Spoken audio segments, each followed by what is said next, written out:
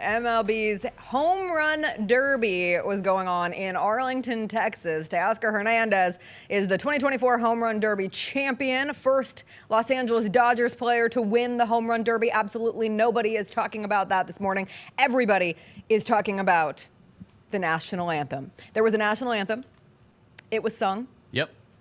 It was something. Bennett, how did you first come across the National Anthem of Ingrid Andress last night? So we're obviously in studio doing the Summer League broadcast, the Grizzlies Summer League broadcast, and I opened my phone. This was probably 10 minutes after it happened, and opened my phone, and it's everywhere. Like it's just all you see on the timeline, because that was the biggest thing in sports last night, the Home Run Derby, and it was a choice. You know, I was curious because I wasn't familiar with her work, and so I went and looked her up and listened to some of her music. She did have a hit on the Billboard charts, I think in 2012. She's a singer-songwriter, country music, but that's not what that was last night. Like, that was not a country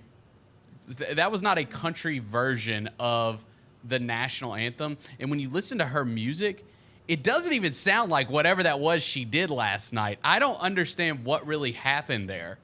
So she is a 4-time Grammy nominee. Yeah. Ingrid Andress is her name. Ingrid Andress, 4-time Grammy nominee.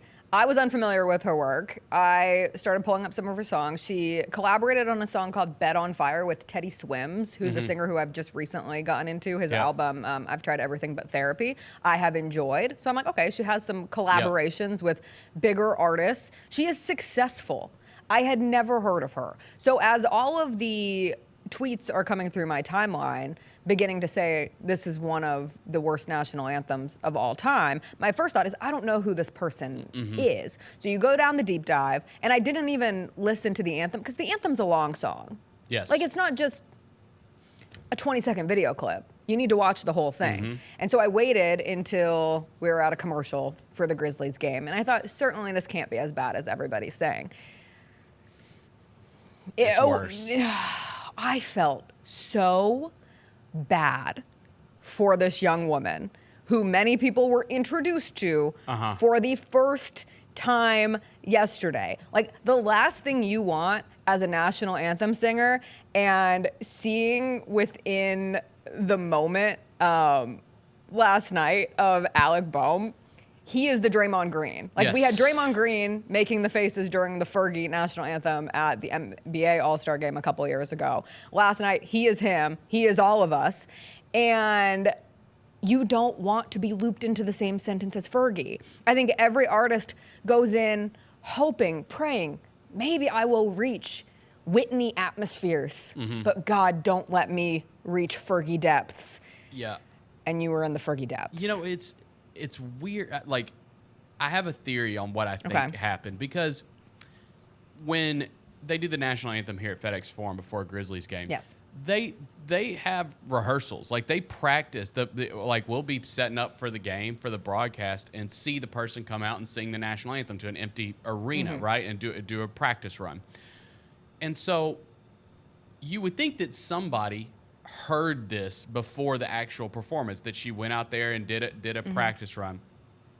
I don't see any way possible that she could have gone out there and sung like that in her practice, and somebody not say, we can't do this. There's no way. This is not going to work. And so it makes me think that, you know, it's very important for a singer to have their earpiece so they can hear themselves singing.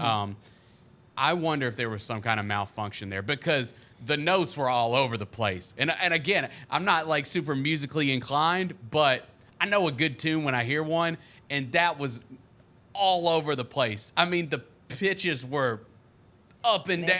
It was wild. The pitches were pitching. It was Paul wild. Skeens wasn't throwing those pitches. No. Like, it was all over. I am 100% with you, and that is why my biggest thing today, the morning after, as we Monday morning quarterback the national anthem of Major League Baseball Home Run Derby, I am in defense of Ingrid Andress. Yeah. I would like to come to the defense of Ingrid because certainly something was amiss last night. The I don't think national she anthem, meant to sing it like that. And I think if she sang the national anthem 100 times, 99 of them do not sound like what we heard last night. Like Fergie meant to do that weird jazz version of the national anthem. People get in their heads. People want singer, to do the national anthem differently because they want to stand out, and we've heard it the same way. And honestly, I appreciate the ingenuity because we hear the national anthem every single time we attend a sporting event. And for those of us who work in sports or who are around sports constantly, like Francis Scott Key, he wrote some beautiful lyrics, but I would not call it a banger. I would call it a song of necessity, a song of impact, but not one where I'm like, yeah. I know. I almost let's to the anthem again. I kind of wish we would sing "America the Beautiful." Oh, beautiful, for spacious skies. That's for a banger. Amber waves of great. That's a banger. We should make a petition to change the national. Well, I don't want to offend anybody. No, but "America the Beautiful." I don't want to offend anybody. Beautiful song. It's a good song. Maybe I'm just saying. Maybe we did that instead maybe of this national we wouldn't anthem have issues. moves us into this space. Yeah. I think that either she had a problem with her earpiece, or I think the real criminal of last night is Globe Life Park, and I'm gonna tell you why. Okay. Globe Life Park. I saw some tweets about people who said that they used to work in the music industry and that the acoustics in Globe Life Park are notably terrible. There we go. So much so that I just Googled Globe Life Park acoustics this morning, and a TripAdvisor review came up for Globe Life Park of a Chris Stapleton, Willie Nelson concert that happened just weeks ago. And here is a short excerpt of that review. The echo reverb seriously degraded the sound quality to the point that you couldn't even make out a lot of the vocals. At both concerts, everyone around us who commented on the sound quality commented that it was some of the worst sound quality they had ever experienced at a live concert. Our prior concert was at AT&T Stadium, and the acoustics were quite a bit better, even though it also has echo reverb issues. However, Globe Life needs to seriously hire an acoustics engineer to determine if they can fix or at least improve the acoustics in this arena before hosting another concert. You have somebody who is on the upskirts of her career. Like, not everybody knows Ingrid Andress. You're trying to go make a point. It's the middle of the summer. A lot of people tune in for the Home Run Derby. She has a single coming out this week. I believe she has a tour coming out later this year. She's going on tour. She wants to do well. So the nerves are there. It's a tough song. And you're playing in a ballpark that does not do you any favors. And once you lose the anthem, there's no coming back. You cannot get back on key. No. You would have to have one of those little pitch machines and be like, excuse me, everybody, let us stop the national anthem and come back. Beep. Okay, now I can continue. Yep. Yeah, I felt for her. Like when I first heard it, I was like, this is terrible. And then I kind of like listened. I was like, I listened to some of her music and I was like, there's no way she meant to sing it like this. She's from my hometown. Something happened. Really? I got so excited. Yeah, she's from Highlands Ranch, Colorado. Okay. I have 3 mutual friends on Facebook. Should I reach out? Yes. Should I ask questions? Yes. My mom find out what happened. My mom was the attendance secretary at the high school that she went to in Highlands Ranch, Rock Canyon High School. While she was there, my mom doesn't remember, but they've crossed paths. My mom probably had her like sign out one day. Yeah. Or got on her for not signing out. God, yeah. What a small world. Small That's world. Insane. Her dad was an assistant coach for the Colorado Rockies back in the day. She babysat Clint Hurdle's kids back in the day. Oh, so she's got MLB connections. Yeah, so there was connectivity there. Yeah, I felt bad. But you want to know what? Well, one, I hope she has a good sense of humor. Good sense of humor can carry you far in this world. That'll save you. Because otherwise you're having one of the worst days of your life. Yep. You're probably still having one of the worst days of your life, but if you can at least laugh at yourself a little bit, it could be made better. Yep. You also had more streams than you've probably ever had.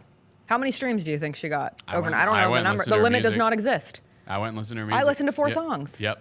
And I was like, she sounds good. That's good for, that's good for your I don't love brand. country music, but you sound good. You sound like you're capable of singing a national anthem. Yeah. Also, the fact that she's a singer-songwriter, that helps her as well. Because, like, if she can write other people's hits. Like, she did a Charlie XCX. What's her name? Yeah, Charlie XCX. Yeah. So, like, she Hot Brad Summer. She's got a career. She did Boys back in like 2017. Yeah. Yeah. She's written good songs. That's the thing. She's not just a. Well, they couldn't find anyone to do the anthem. Like, she is accomplished. Real singer, yeah. She did not sound like a real singer last night. That is unfortunate for her. It was uncomfortable. The Jessica Benson Show with CJ Hart, live every weekday at 8 a.m.